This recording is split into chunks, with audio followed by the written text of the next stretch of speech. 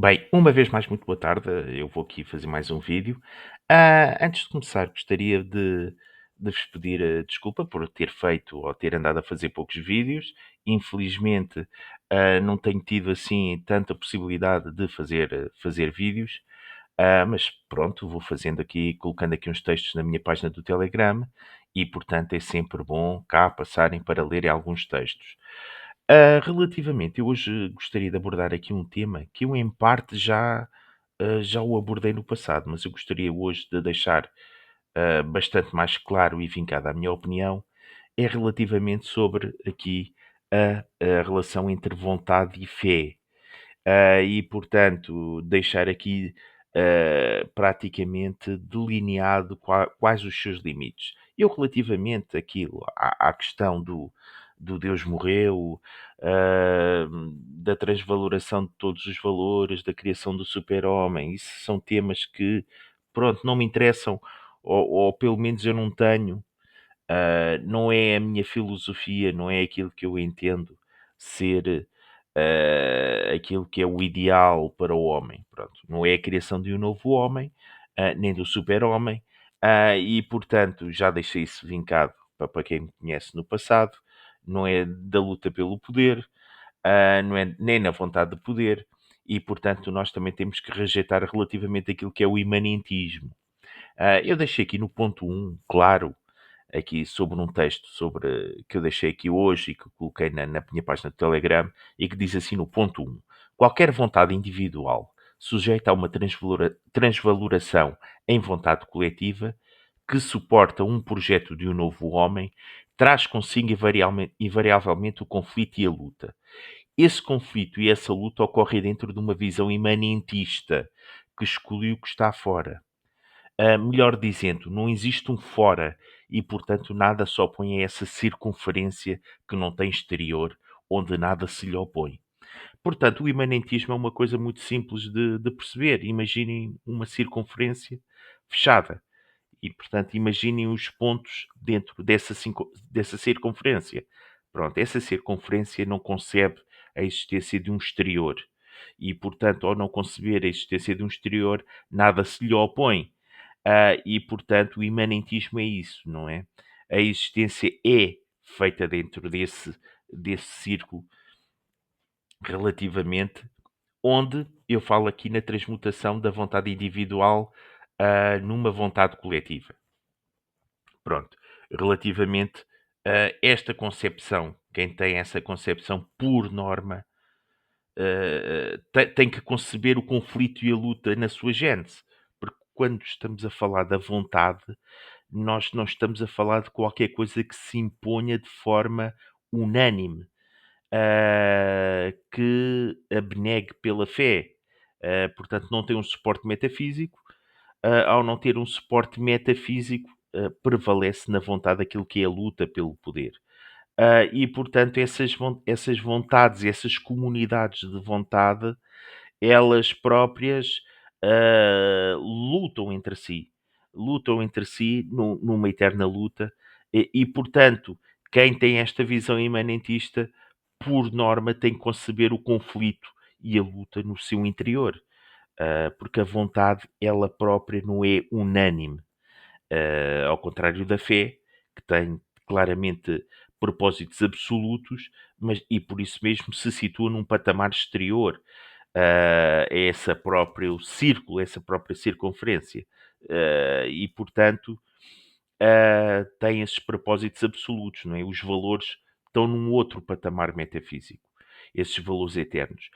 Portanto, numa visão mais imanentista, esses valores absolutos não existem, eles são mais variáveis e subjetivos, e, portanto, a luta pelo poder é, por assim dizer, a essência desse próprio imanentismo, dessa própria vida dentro da circunferência, por assim dizer. E no ponto 2 eu digo, portanto, a unanimidade é impossível e impera neste imanentismo uma luta pelo poder. Portanto, era aquilo que eu já disse, a unanimidade é impossível dentro deste círculo, desta circunferência, e impera neste imanentismo uma luta pelo poder. Pronto, as vontades numa visão mais imanentista, elas lutam pelo poder. Nessa transubstanciação ou transvaloração dos valores, eu tenho aqui, não sei se vocês podem ver, eu vou-vos colocar aqui o significado de transvaloração de todos os valores. Eh, eu tenho aqui no dicionário, que eu fui aqui fazer uma pesquisa, aqui no dicionário, num dicionário, e diz-me como transvaloração, emissão de uma apreciação ou avaliação que transcende os limites do juízo de valor. Pronto, a moral consiste na transvaloração de todos os valores, em um despreender-se de todos os valores morais, e um confiar em dizer sim a tudo o que até aí foi proibido, desprezado e maldito. Pronto, isto é claramente uma visão nietzschiana daquele que é a transvaloração de todos os valores, ou transubstanciação, não é? Em que tudo o que foi considerado verdade, todos os valores morais, todas as virtudes, elas em si próprio acabam por não ter mais valor.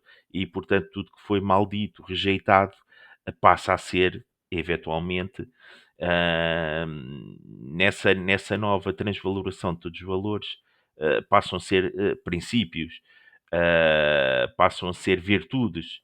E, portanto, as virtudes nessa transvaloração de todos os valores são outras, não é?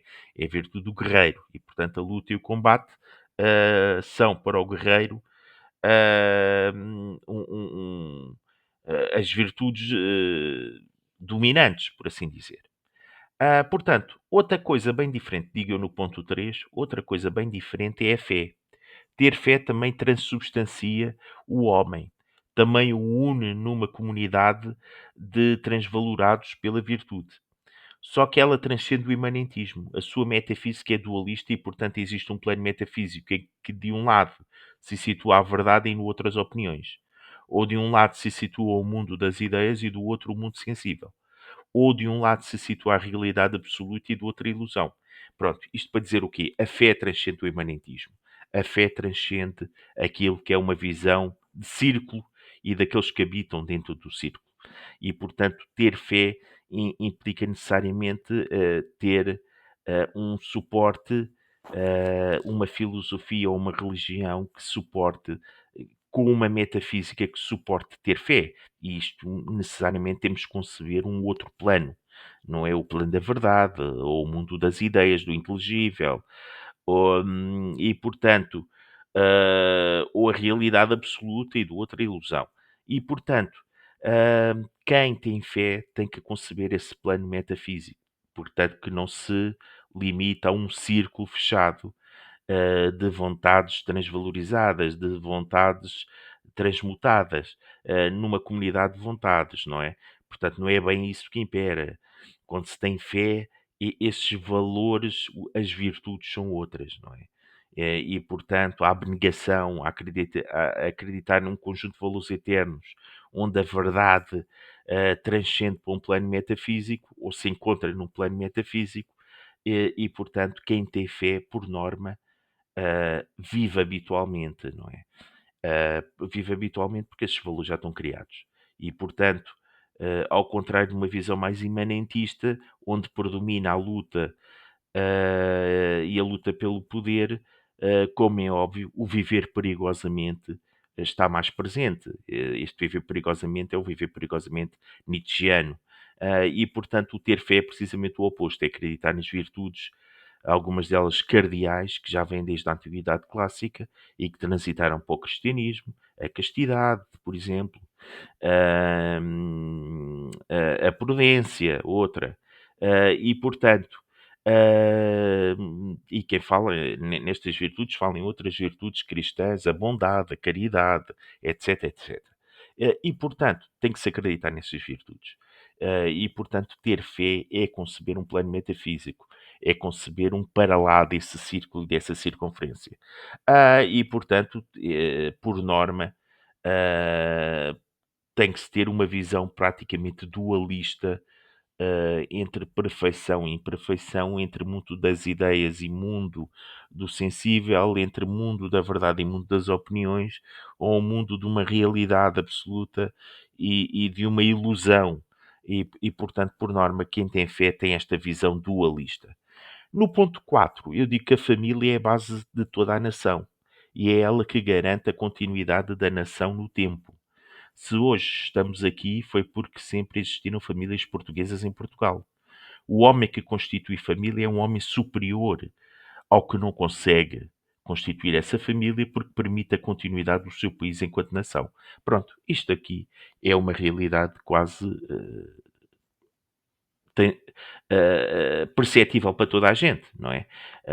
As nações existem, os países existem porque existem famílias nesse país e porque existe uma continuidade e um laço entre os portugueses desde a antiguidade até hoje. E, portanto, sem a família não existiria Portugal. Portanto, sem a família não existiria a nação portuguesa. E, portanto, para continuarmos a existir no futuro, o conceber uma família, o juntar-se a alguém e constituir uma família é quase um fundamental para dar continuidade àquilo que é a essência da nação e a essência da nação portuguesa.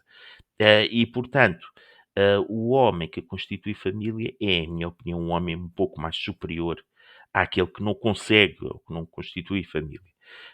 Temos que respeitar toda a gente, como é óbvio, e, portanto, aqueles que não constituem ou que não conseguem constituir família têm a sua própria família, pronto. Têm uma outra família da qual nasceram e cresceram, mas, pronto, não conseguem eles próprios criar essa nova ordem, essa nova família e dar, por isso, continuidade àquilo que é a nação portuguesa. Pronto, mas independente de não fazerem parte, relativamente têm todo o mérito, como é óbvio. E, portanto, a família é fundamental e é essencial naquilo que é a continuidade da nação. E, portanto, toda a Constituição, em minha opinião, devia fazer uma referência à família. E espero que na próxima Constituição portuguesa exista uma referência à família portuguesa. É fundamental existir, porque é ela que está na base de nós estarmos aqui hoje e existirmos. E, portanto, no fundo, tenho aqui mais o ponto 5. No ponto 5 digo, portanto, todo e qualquer imanentismo que tem um indivíduo, mesmo que transvalorado, numa vontade coletiva, na sua base, está condenado ao fracasso porque não é na nação, porque não é pela nação que luta. Luta por outros motivos alheios aos próprios interesses da nação. Pronto. Portanto, toda a visão filosófica que se baseia no indivíduo, como é óbvio, não se baseia na nação, nem pensa a continuidade da nação em si mesma e que ela se mantenha e perdure no tempo. Portanto, o que é o termo indivíduo, não é? Vem do latim, significa indivisível, mas o facto de ser indivisível, ele próprio não constitui em si aquilo que é a alma dos povos, não é? Que são as nações, que é o Estado-nação, que são os países, não é? E, portanto, para existirem países no futuro, precisamos da família portuguesa. E, portanto, e sem a família portuguesa também não há patriotismo. E, portanto, quem tem uma visão meramente individualista nas liberdades individuais relativamente ao todo, ah, não está propriamente a pensar a nação, nem o patriotismo, nem em conservar os valores da sua nação. Portanto, quem tem um indivíduo na base filosófica, por norma, não é um conservador, é quanto muito um liberal, porque os conservadores conservam determinado tipo de valores. E, portanto, um conservador tem que conservar a sua própria nação. E, portanto, tem que conservar a sua própria família. E os valores que a constituem. E, portanto, isto para mim acho que é fundamental. E, portanto, quem tem a fé não luta, porque esses valores são eternos, já estão criados e há que acreditar neles e pô-los em prática. E, portanto, quem tem uma lógica mais da vontade, essa sim tem que lutar pelo poder e, portanto, se impor, se transmutar em outros valores e criar esses tais novos homens que os regimes do século XIX, no princípio do século XIX, tanto quiseram fazer. Portanto, esta luta no seio do imanentismo, esta luta no seio da circunferência, não é uma luta da família, nem é uma luta da família portuguesa. Portanto, eu concebo a parte e o todo, como disse no passado, quando temos uma cultura multicultural e, portanto, que esses multiculturalismos abdiquem desses valores da parte e adiram aos valores do todo. Eu com isto estou plenamente de acordo, não é? Temos cá inúmeras religiões, pessoas de inúmeras etnias, mas são pessoas que muitas vezes não estão preocupadas com o ser português, não é? E, portanto, o ser português requer estudo, requer uma vivência, requer um gosto, requer uma pesquisa, eh, requer uma capacidade de aprender, não é? Quem gosta de Portugal não insulta o país, ponto final. E, portanto, falta muitas vezes a estas partes, não é? Abdicarem dos seus valores e dos seus interesses de parte e aderir aos valores do todo. Portanto, é aquilo que eu digo, não é? Quem quer ser safardita nos dias de hoje é porque não quer ser português, com todo o respeito que eu tenho pelos safarditas, como é óbvio, mas estiveram cá durante muitos anos, mas quem só se preocupa em ser safardita, ou quem só se preocupa em ser do Indostão, ou quem só se preocupa em ser cigano, não quer ser português. Portanto, o ser português deve vir antes de tudo mais e impor-se antes de tudo mais. E tudo o resto ser uma consequência disso.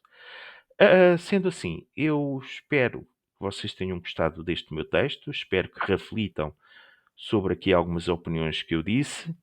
Sendo assim, irei voltar em breve, irei deixar aqui textos, mais textos e irei também fazer mais vídeos. Sendo assim, muito obrigado pela vossa disponibilidade. Espero que deixem um gosto nos meus vídeos. A continuação de uma boa tarde. Muito obrigado.